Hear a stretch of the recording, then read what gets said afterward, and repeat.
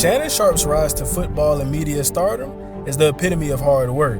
Today, Shannon Sharpe is widely known as an NFL Hall of Famer and one of the most reputable sports media figures alive. However, his path to the NFL wasn't always paved with glory.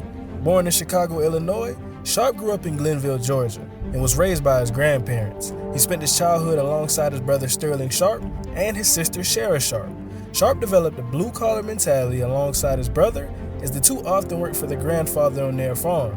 However, despite Sharpe's blue-collar mentality, it quickly became evident in high school that Sharpe was a naturally gifted athlete. While Sharpe earned all-state honors in basketball, football, and track, he was destined to be a football player like his older brother, Sterling Sharpe. I'm the only pro football player that's in the Hall of Fame, and I'm the second best player in my own family. Shannon Sharpe was a dominant high school football player, lining up at running back, quarterback, and linebacker for Glenville High. Despite finishing high school with all-county, all-region, and all-area honors, Sharpe went under the radar as a Prop 48 high school athlete. However, Savannah State's then head coach Billy Davis knew that Sharpe was a special talent and chose to invest in his future. Sharpe often recalls how he and Davis built a connection which landed Sharpe at Georgia's oldest HBCU. At Savannah State, Sharpe quickly asserted himself as the focal point of an explosive HBCU offense, finishing his Savannah State career with staggering numbers, notching 192 catches for 3,744 yards and 40 touchdowns. He also earned COSAC Player of the Year, Kodak Small College All-America First Team, and Georgia College Player of the Year honors in 1989. Sharpe's effort eventually earned him Savannah State Athletic Hall of Fame honors, but his football career was nowhere near over after Savannah State. They still talk about it. People at Morris Brown, Morehouse, Clark, Fort Valley, Albany, Georgia Southern, they still talk about that number 2 at Savannah State. Sharpe aspired to play in the NFL just like his older brother Sterling. The Green Bay Packers drafted Sterling Sharpe 7th overall in the 1988 NFL Draft, following a stellar career at South Carolina University. Sharpe believed in his ability to make the NFL, despite not attending a Power 5 school like his older brother. Additionally, Sharpe credits his persistent outlook on making the NFL from an HBCU to his college coach Billy Davis. Sharpe stated that Coach Davis told him, "Son, if you're good, they'll find you." And they did. Despite being an underrated prospect, the Denver Broncos drafted Shannon Sharpe in the 7th round of the 1990 NFL Draft. Interestingly enough, one of Sharpe's pre-draft weaknesses would ultimately become his biggest strength in the NFL. Early on, teams viewed Sharpe as a hybrid wide receiver tight end due to his unique playing style and his stature. Despite excelling on special teams early in his career, former Denver Broncos coach Dan Reeves gave Shannon Sharpe 2 options going into his second year.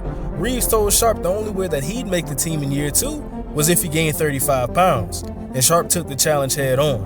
I also went to a team and a coach that was patient with me. And I think the thing was, because normally a lot of times they don't show a whole lot of patience with a 7th round pick, because I was only supposed to be a camp body anyway.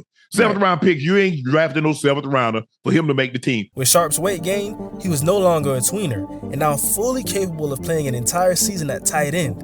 While serving as a scout team player for the Denver Broncos offense, Shannon Sharpe gave the starting defense absolute fits in practice, and it translated to game time. Sharpe immediately became a mismatched nightmare for opposing defenses. With his new stature, Sharpe was too big and strong for defensive backs and too quick for linebackers. By the time the Broncos made their back-to-back Super Bowl runs in the late 90s, Shannon Sharpe was a vital part of the offense. He had become a Pro Bowl player, breaking records, and further proving that HBCU athletes could compete at the highest levels. During Sharpe's era, tight ends usually served as extensions of the offensive line. While Sharpe could block, his wide receiver background allowed him to dominate as a receiving tight end. Serving as an early catalyst for a unique playing style at the position, Sharpe made his way to becoming an NFL Hall of Famer. He finished his career with 815 catches, 10,060 yards, and 62 touchdowns. Additionally, throughout his career, Sharpe paired his elite performance with rare charisma and a great sense of humor on and off the football field. He constantly performed highlight celebrations and kept fans engaged throughout the game. Shannon Sharpe's contagious and entertaining personality led to a post-NFL career in media. Sharpe began his media career by working for CBS Sports' The NFL Today for over a decade before joining Skip Bayless in 2012 on Fox Sports' Undisputed. Undisputed's debate-style format allowed Shannon Sharpe to fully showcase his must-watch sports analysis on the air. As the show grew larger, Sharpe became a national media figure on both television and social media.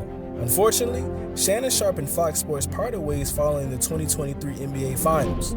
However, Sharpe had no intention of putting his talent on hold. Since parting ways with Fox, Sharpe has built a community of over 1 million subscribers on multiple podcasts. Most notably, Nightcap and Club Shay Shay are two of Sharpe's most popular and successful media platforms. Sharpe has also created his own media company, Shay Shay Media. In addition to Shannon Sharpe's independent media success, he is also a current member of ESPN's First Take.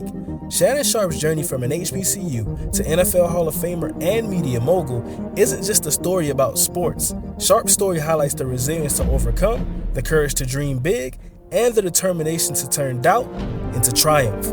It's a story that continues to inspire the next generation of underdogs, proving that greatness can emerge from even the humblest of beginnings.